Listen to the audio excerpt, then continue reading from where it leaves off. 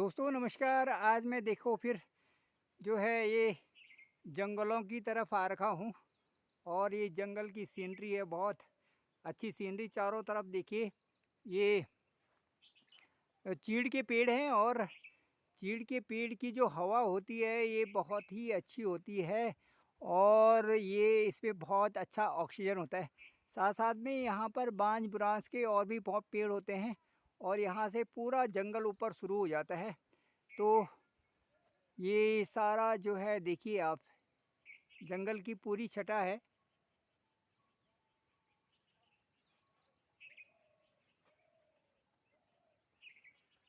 और यहाँ पर इसमें इसके अंदर जो है, यहाँ पर इसके अंदर जो है यहाँ पे एक मोती दास जी हुआ करते थे और उनका यहाँ पर एक घर था और आ, उसी घर को अब अच्छा सा मेंटेन कर दिया गया है और साथ साथ में इन्होंने अच्छी व्यवस्था भी बना रखी है साथ साथ चारों तरफ।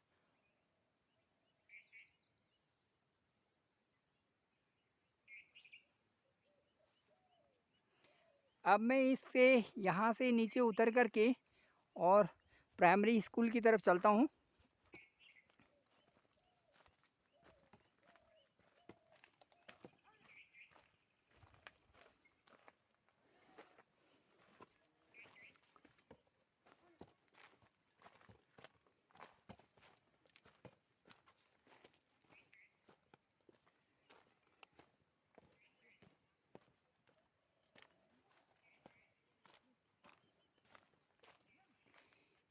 ये जो रास्ता मैं आपको दिखा रहा हूँ ये कभी बहुत चलता हुआ था और इसमें सुबह से शाम तक सैकड़ों लोग चलते थे इस रास्ते पर।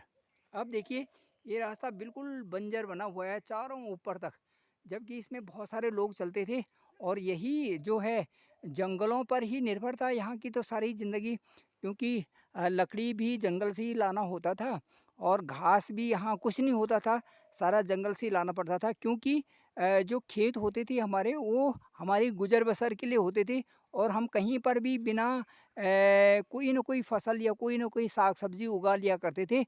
तो उस समय यहाँ गांव में की तरफ कोई भी घास नहीं मिलती थी उनके चारे के लिए। तो जो ऊपर का जंगल है यही यही जो है वरदान होता था। ऊपर जो पहाड़ी दिख रही है वही एक वरदान होता था और वहीं से उसी से हमारी गाय और भैंस जो है पलती थी। तो आज तो वो जंगल भी कहते हैं कि कहाँ चले गए वो दिन।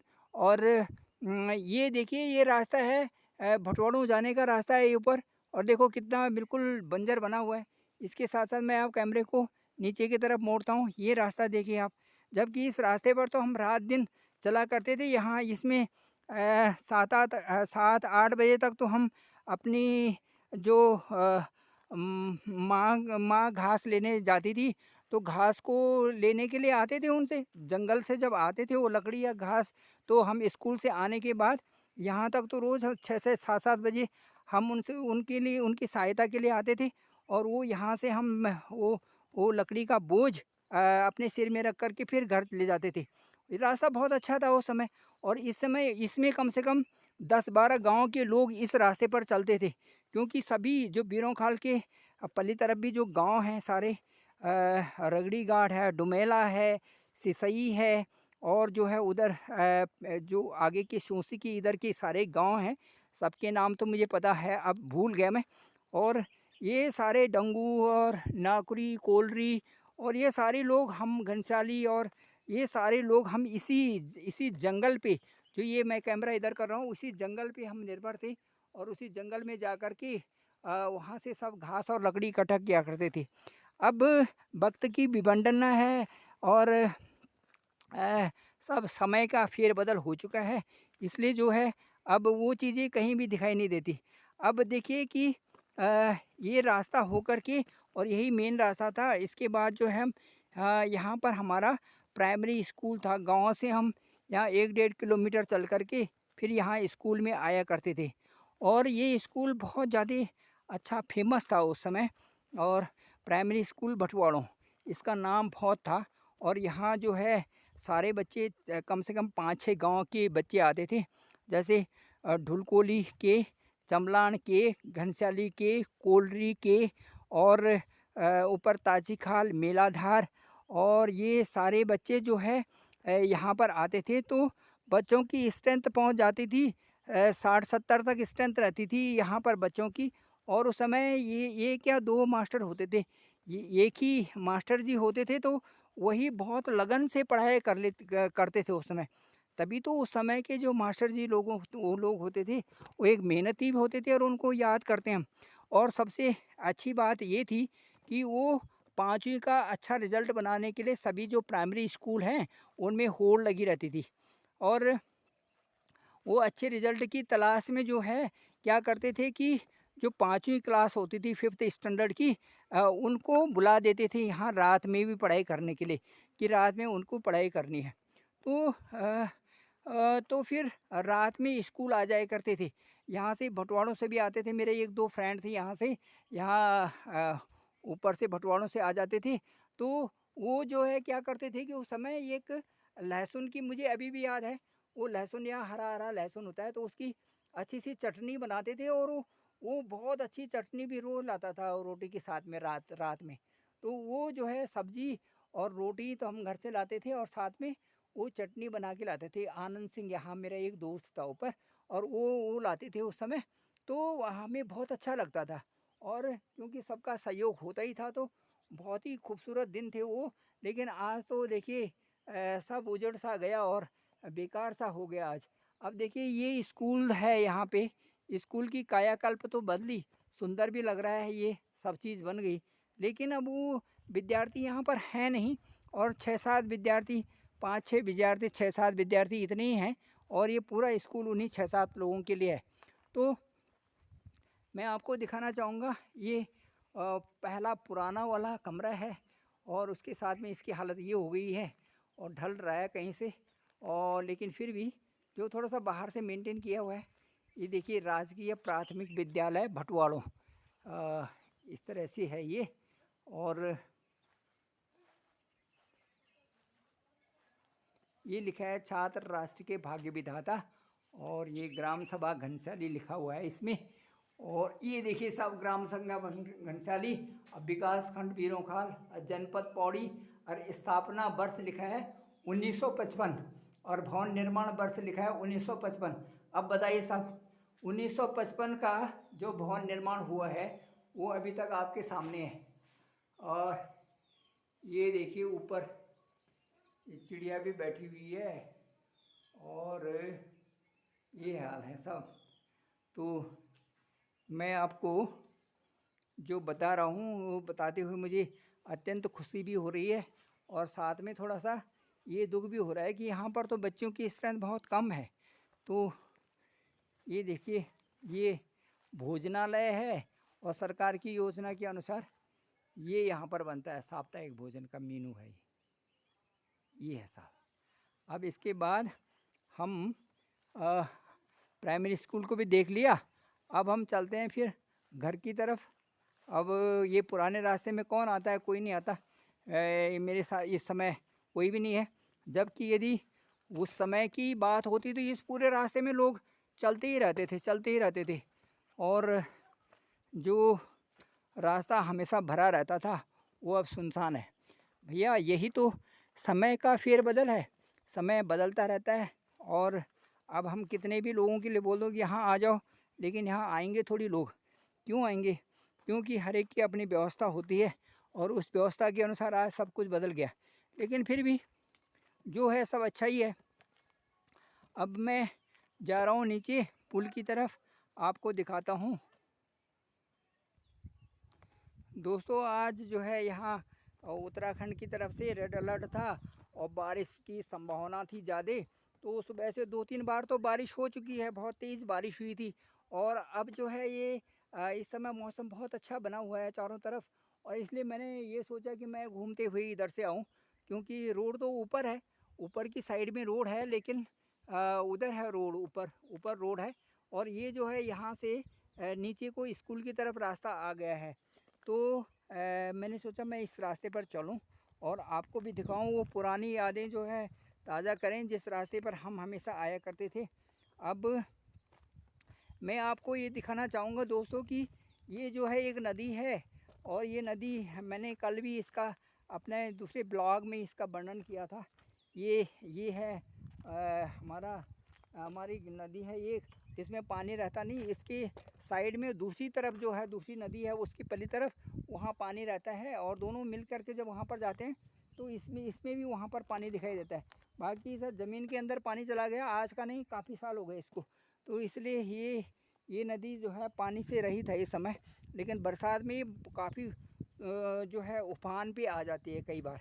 अब दोस्तों मैं ये दिखा रहा हूँ, ये है देखिए, ये पुल है सामने, और ये पुल बना हुआ है। ये नदी का पानी कभी इसके ऊपर तक आ जाता है। और देखिए ये विडंबना देखिए, आज की इस समय इतनी बरसात नहीं हुई तो पानी उतना है नहीं।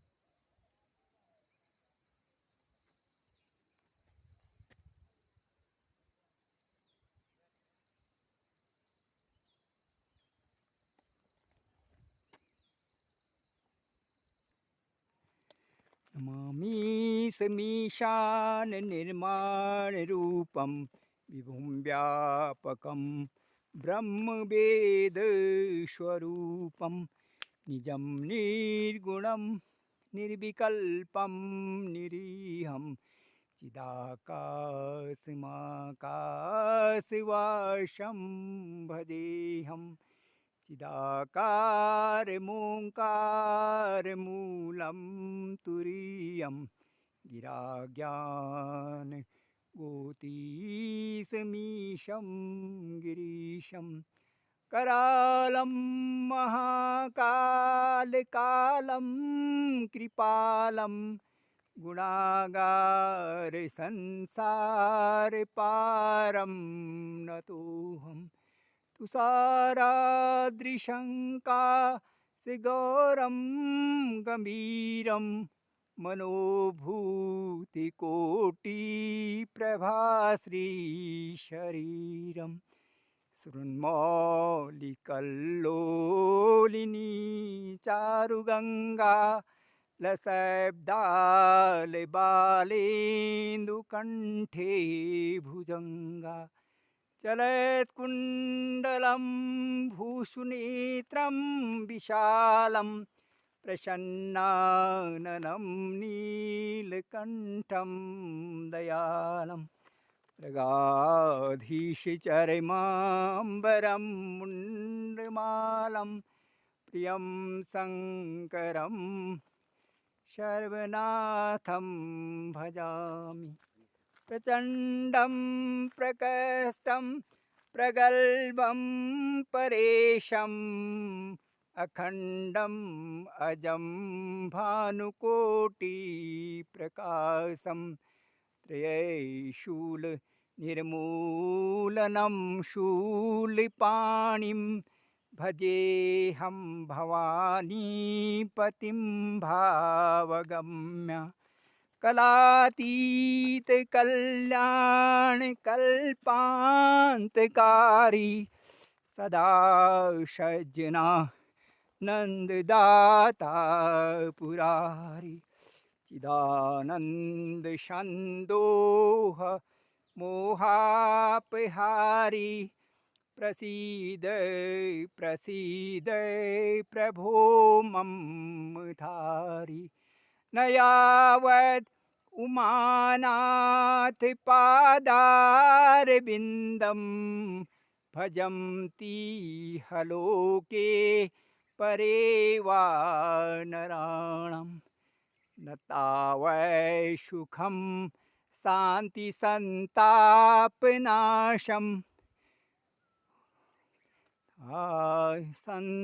संतापनाशं प्रभो पाहि आपन्नमामीश शम्भो प्रभो पाहि आपन्नमामीश शंभो। रुद्राष्टकमिदं प्रोक्तं विप्रेण हरतोषये।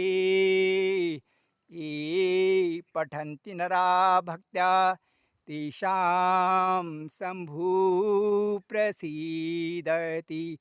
मंगल भवन अमंगल हारी त्रिभुवसु दशरथु अजिर बिहारी। श्री राम जय राम जय जय राम। श्री राम जय जय राम। इसके लिए सितगोली बोलते थे। और इसमें जो पानी आ जाता था बरसात में काफ़ी। और देखिए अब ये हाल है, ये थोड़ा बना रखा है पानी रोकने के लिए। बरसात में भयानक आ जाता है, ये भी तैरना बड़ा मुश्किल होता है।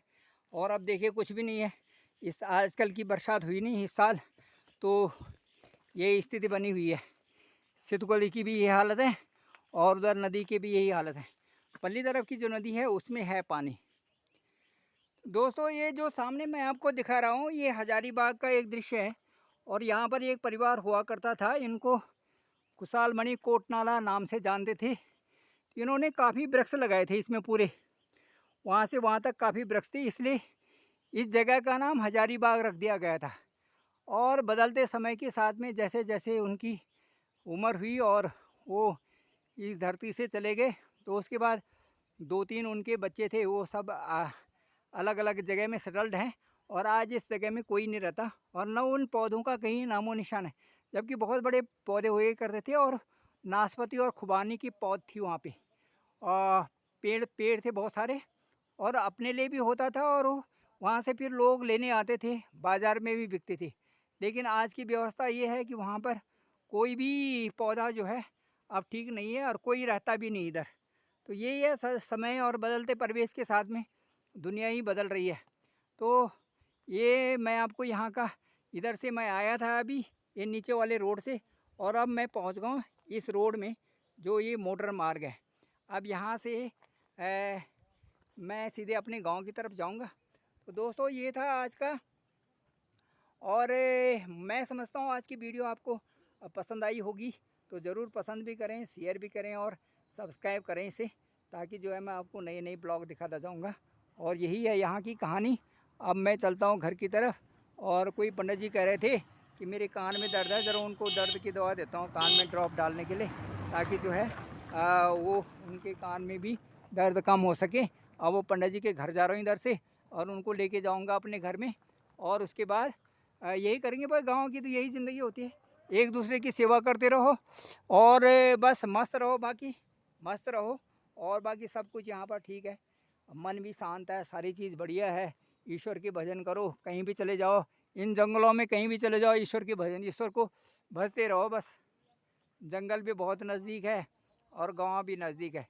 धन्यवाद दोस्तों, धन्यवाद दोस्तों। आपको वीडियो अच्छी लगी ज़रूर पसंद भी करें और शेयर भी करें और सब्सक्राइब भी करें।